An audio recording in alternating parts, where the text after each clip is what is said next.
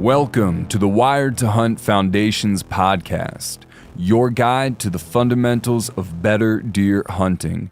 And now, your host, Tony Peterson. Hey everyone, welcome to the Wired to Hunt Foundation's podcast, which is brought to you by First Light. I'm your host, Tony Peterson, and today's episode is all about the ladies and why it's a mistake to look right past them and focus totally on the bucks.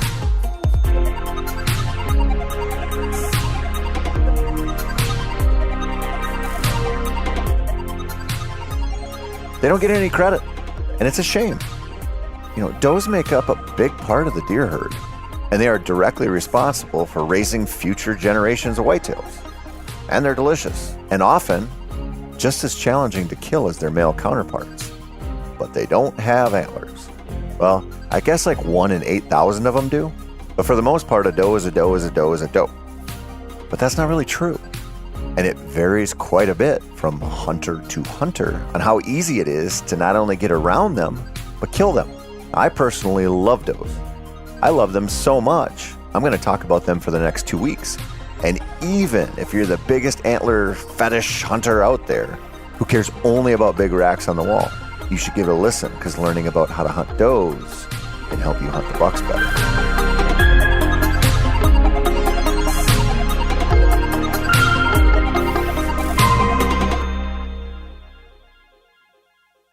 A couple of weeks ago, we took my daughters to a local high school.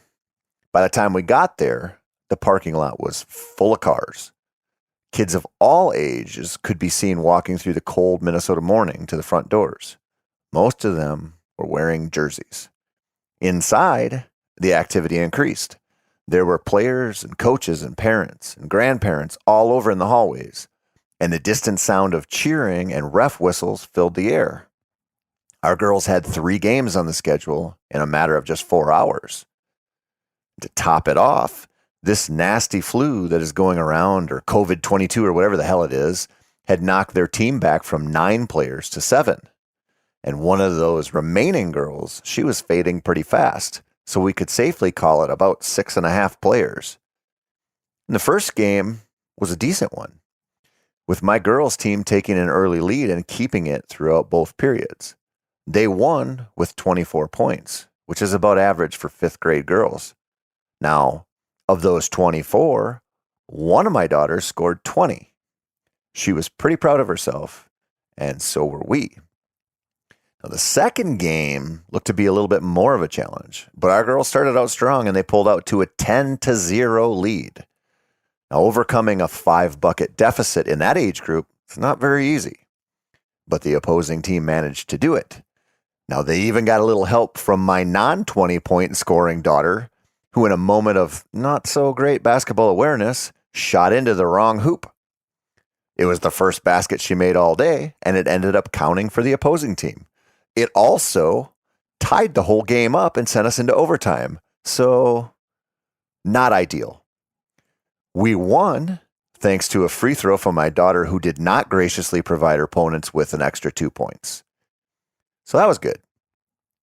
The third game, that was a train wreck. But they came in second place for the tournament. It was full of ups and downs. And while it was embarrassing when my daughter made a basket in the wrong hoop, it also helped that I was sitting by a woman whose daughter went 0 for 10 on free throws. And of those, she airballed 9 of them. Anyway, even though my twin daughters were both playing on the same team in the same games, it was clear that one of them is really, really good. I'm not ashamed to say the best on the team. The other, she needs some work. I don't know, or maybe some golf clubs or a volleyball or something. Now, what does this have to do with deer hunting? Well, we are all deer hunters, right? We are all chasing the same species. Yet we don't have the same skill sets. Sure, we wear the same jerseys, maybe looked up to the same coaches. But some of us are starters, and some of us are bench warmers. For now. Some of us should focus on mature bucks, and some of us should be really happy to make a good shot on any deer, even if that deer doesn't have antlers and never would. That's right. Some of us should just be deer hunters with an emphasis on does. That might seem crazy, or that I'm shitting on newbies or low experience hunters. That's not my intention at all. I'm a firm believer in working your way up the ladder in life. And I think there is a progression to whitetail hunting that can be circumvented, but shouldn't be. Now, how do you circumvent it? That's pretty easy. You just have to have a parent who, invested in an Apple in 1987 and kept all their shares until recently. And now that they've gifted you, tens of millions of dollars, just go out and buy a section or two of land in Iowa or Kansas. Done and done. See? It's pretty easy, right? Now, there are other ways to circumvent the process too. But if you had those, you wouldn't be listening to me. So let's assume you don't, and let's ask another question. How easy is it for you to kill does? If you answer, well, it's pretty dang easy, bro, I'd counter with, okay, when and where? Now, if you answered, well, it's kind of easy for me to kill does, I'll just fill in the blanks here and assume that that's actually kind of a no. I learned that trick from a doctor one time who asked me how much I drank. When I told him, he said, well, that's a lot.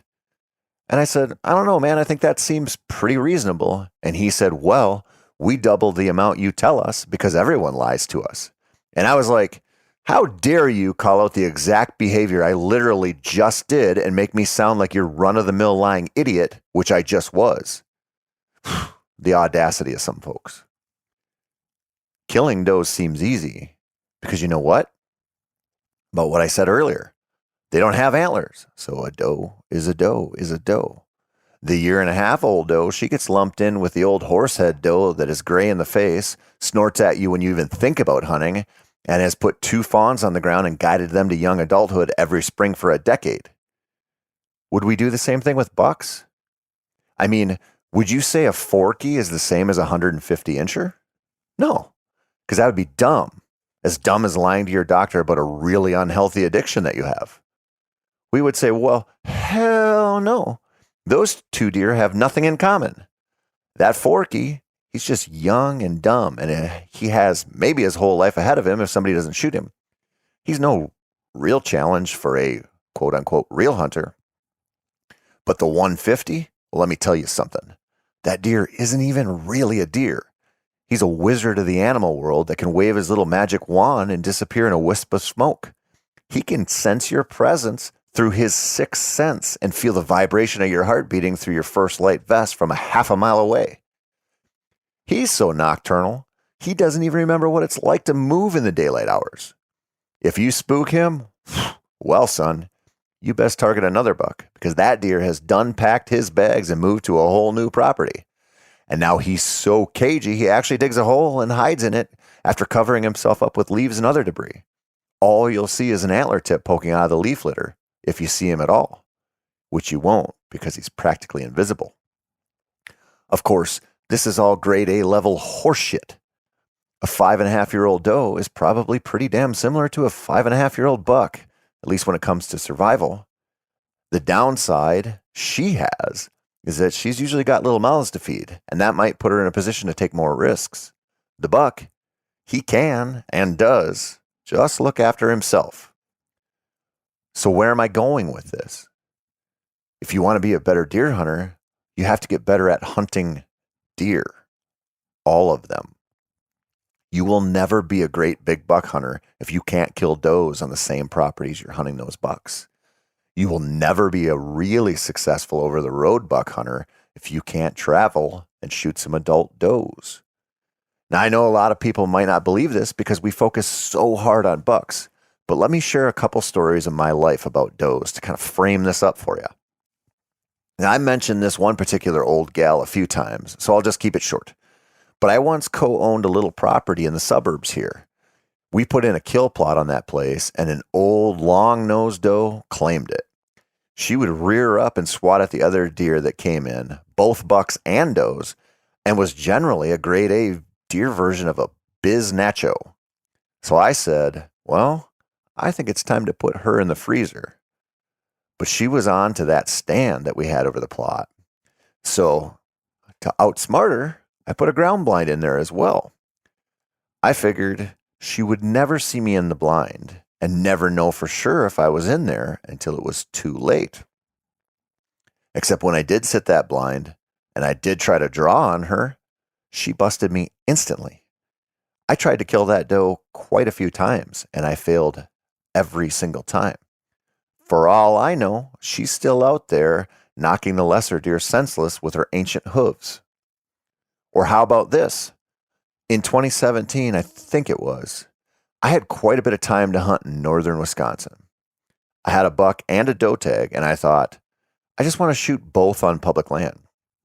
The area I hunt over there has no shortage of big woods that's open to anyone, so I figured killing a doe wouldn't be much of a challenge. But I figured wrong. I got too cocky. It took me 3 weeks, and while I didn't hunt every day, I did hunt a lot.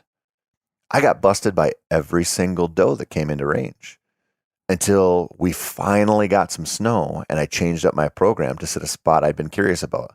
I set my stand facing away from the trail I expected them to use, and I waited in the frigid cold.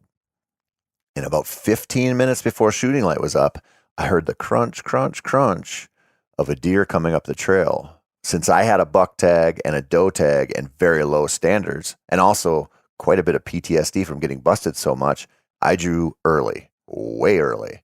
And as soon as that doe stepped out to where she could see me aiming around the trunk of that tree, she had me pegged. I mean, instantly.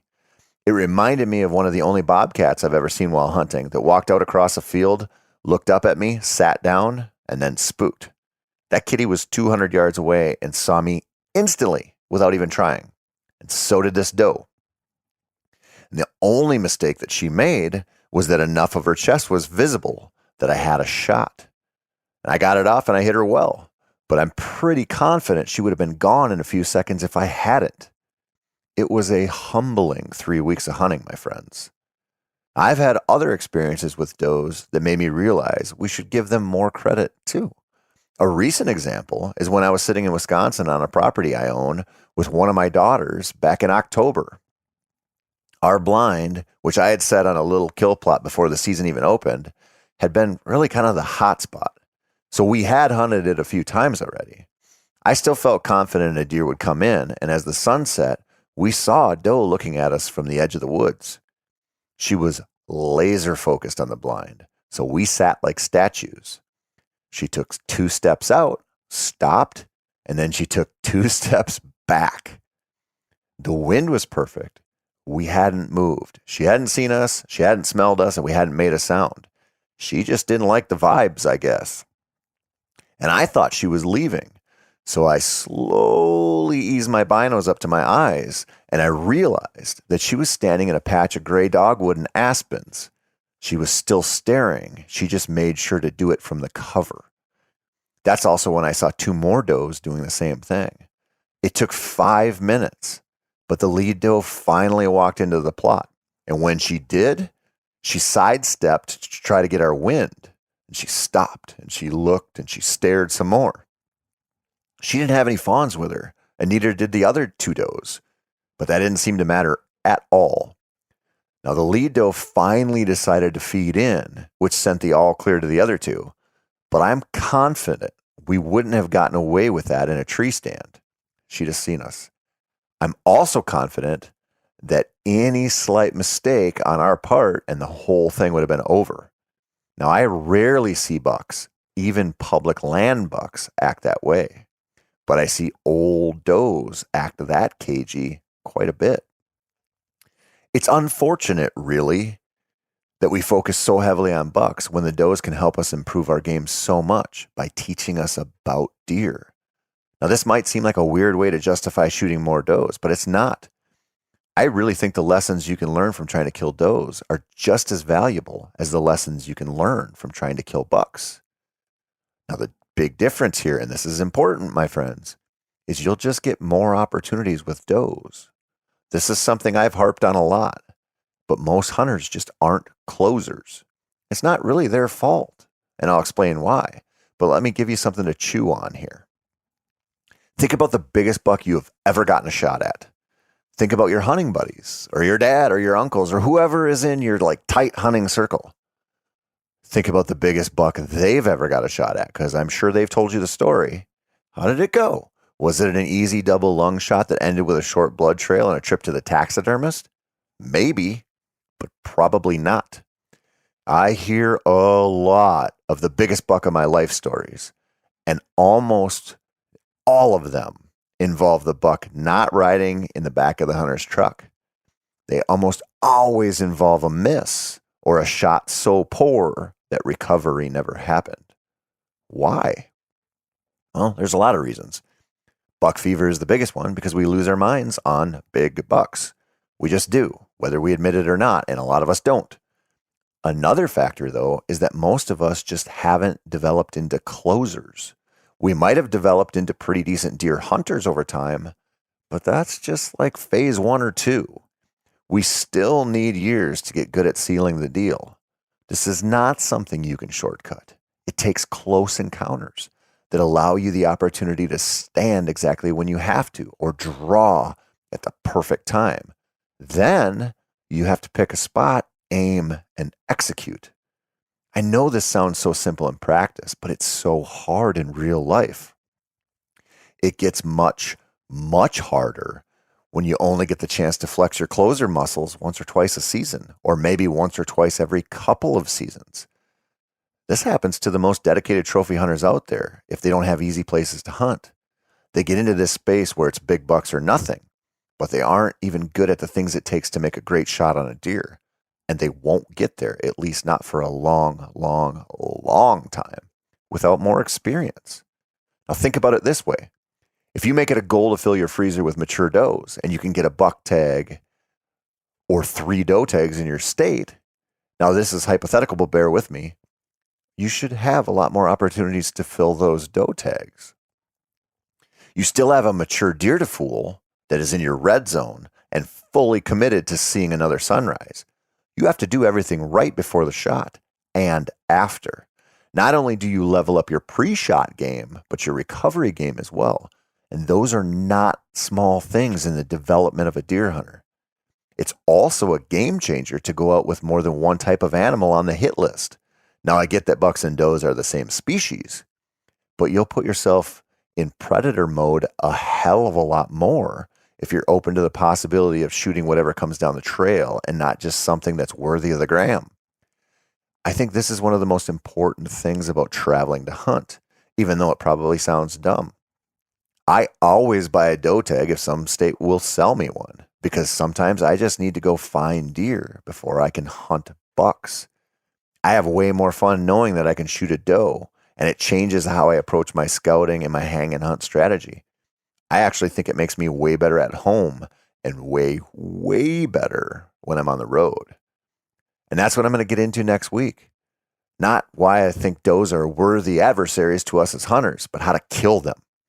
I know that sounds crazy, but I promise you at least 12% of it will make sense. So tune in, keep after it, and look at that empty space in your freezer as a personal challenge and not a failure.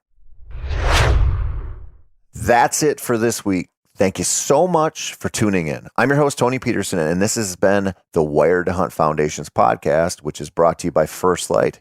If you want more whitetail hunting know-how, head on over to themeateater.com/wired to read our latest articles, or visit the Wired to Hunt YouTube channel to view our weekly how-to videos.